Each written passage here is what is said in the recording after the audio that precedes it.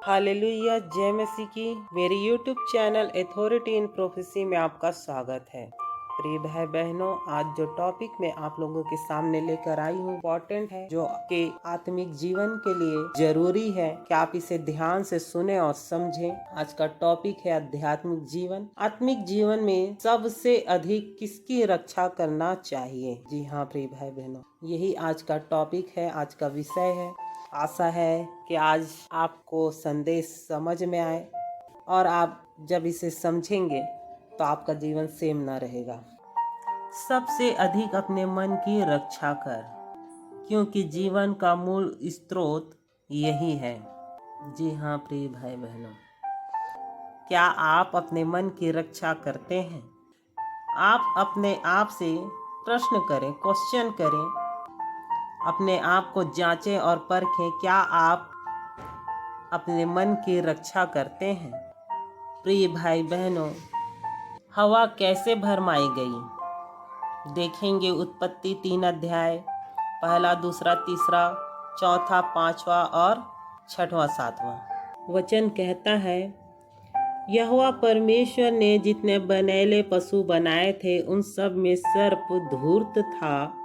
उसने स्त्री से कहा, क्या यह सच है कि परमेश्वर ने कहा, तुम इस वाटिका के किसी वृक्ष का फल ना खाना?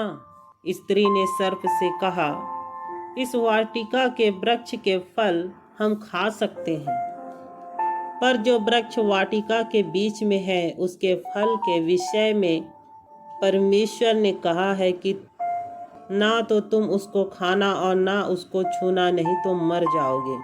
तब सर्प ने स्त्री से कहा, तुम निश्चय ना मरोगी, वरन परमेश्वर आप जानता है कि जिस दिन तुम उसका फल खाओगे उसी दिन तुम्हारी आंखें खुल जाएगी और तुम भले बुरे का ज्ञान पाकर परमेश्वर के तुल्य हो जाओगे।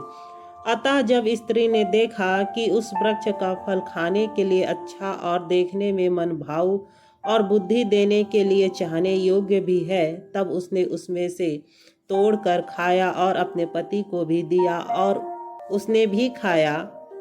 तब उन दोनों की आंखें खुल गई और उनको मालूम हुआ कि वे नंगे हैं, इसलिए उन्होंने अंजीर के पत्ते जोड़ जोड़ कर लंगोट बना लिए। हालेलुया। उत्पत्ति 3 अध्याय का 13वां पद। तब यहोवा परमेश्वर ने स्त्री से कहा, तूने यह क्या किया है? स्त्री ने कहा, सर्प ने मुझे बहका दिया, तब मैंने खाया। जी हाँ प्रिय भाई बहनों, सर्प ने स्त्री को यानी कि हवा को बहकाया, तब हवा ने फल को खाया। क्यों खाया? क्योंकि हवा के मन में, स्त्री के मन में लालच आया।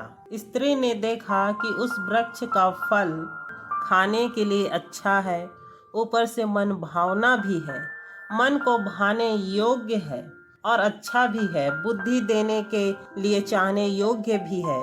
हवा ने यानी स्त्री ने सोचा, उसके मन में विचार आया, अरे वाह यार, देखने में भी कितना अच्छा है, तो खाने में भी कितना अच्छा स्वादिष्ट होगा, ऊपर से मन को भाने वाला है, ऊपर से बुद्धि भी मिल रहा है। कौन नहीं चाहेगा कि बुद्धि ना मिले? हवा ने यही सोचा, यही उसके मन में आया और परमेश्वर ने जो उससे कहा था भूल गई। सांप की बातों पर ध्यान दिया, सांप की बातों पर मन लगाया, सांप की बातों में आ गई और उसके मन में लालच आया। किसके मन में? हवा के मन में। उसने यानी कि हवा ने अपने मन की रक्षा नहीं की। क्या नहीं की? अपने मन की रक्षा हवा ने नहीं की और उस फल को खा लिया और आदम को भी खिलाया। प्रियो, यह तो एक स्त्री की बात थी, अब बात है पुरुष की। इसके लिए वचन देखेंगे, 2 शमूएल 11 अध्याय का 2 और 4 वचन। सांझ के समय दाऊद पलंग पर से उठकर राजभवन की छत पर टहल रहा था और छत पर से उसको एक स्त्री जो अति सुंदर थी नहाती हुई देख पड़ी। जब दाऊद ने, चौथा पढ़ेंगे, तब दाऊद ने दूध भेजकर उसे बुलवा लिया और वह दाऊद के पास आई और वह उसके साथ सोया। वह तो ऋतु से शुद्ध हो गई थी। तब वह अपने घर लौट गई। वचन कहता है यहाँ पे, उसको एक स्त्री जो अति सुंदर थी नहाती हुई देख पड़ी। किसको देख पड़ी? दाऊद राजा को। दाऊद राजा जो यहोवा परमेश्वर की ओर से अभिषेक किया गया था गोलियत को मारने के लिए, जिसे परमेश्वर ने अभिषेक किया, जो राजा ना बनने से पहले क्या था? चरवाहा था। फिर भविष्यद्वक्ता शमूएल ने दाऊद को बुलवाया और राजा शाऊल की जानकारी के बिना उसे इज़राइल के अगले राजा के रूप में अभिषेक किया। वही राजा दाऊद जिसने 66 लड़ाइयाँ जीता था। दाऊद राजा को एक स्त्री जो देखने में अति सुंदर, परम सुंदर, बहुत सुंदर थी, उसे नहाते हुए देखा और दाऊद राजा मोहित हो गया क्योंकि वह सुंदर थी, अति सुंदर। ऊपर से क्या है? मन को मोहने योग्य। उसकी सुंदरता ने राजा के मन को मोह लिया। दाऊद राजा परमेश्वर की आज्ञा को भूल गए, परमेश्वर को भूल गया, परमेश्वर की आज्ञा को भूल गए, परमेश्वर का भय नहीं माना और उसके मन में क्या आया? लालच आया। राजा ने अपने मन की रक्षा नहीं की। क्या नहीं की? राजा ने अपने मन की रक्षा नहीं की और पाप किया। क्या नहीं किया?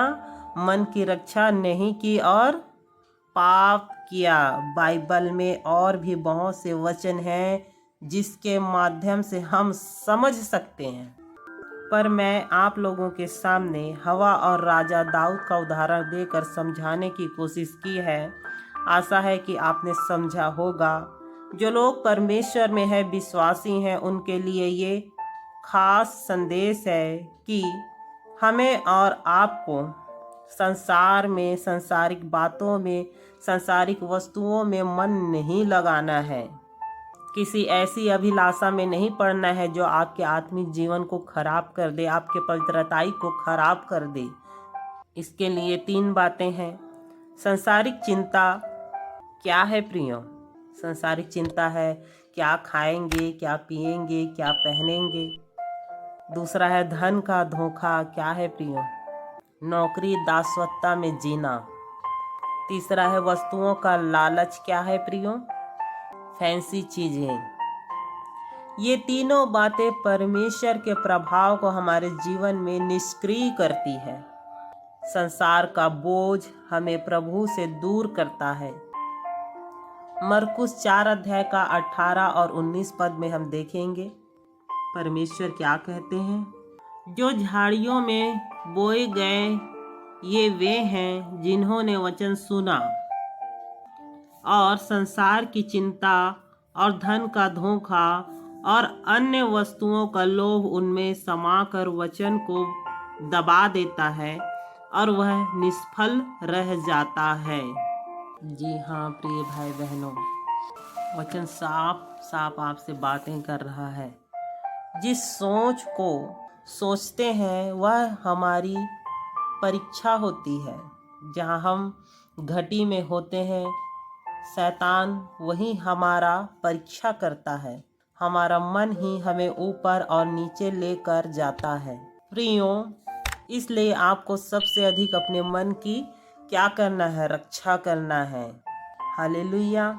हमारी अभिलाषा विनाश की ओर लेकर जाती है। वचन देखेंगे 1 तीमुथियुस 6 अध्याय का 6 से पूरा 10 तक। इनको जी हाँ प्रिय भाई बहनों, यदि किसी चीज की केयर करना है तो वो है अपनी आत्मा की केयर करना है, आत्मा को बचाना है। सबसे अधिक अपने मन की रक्षा करना है और हर एक बुराई से बचे रहना है। परमेश्वर के वचन में, उसकी आज्ञाकारिता में बने रहना है। आशा करती हूँ कि आपने संदेश को ध्यान से सुना और समझा होगा। जय मसीह की। God bless you all.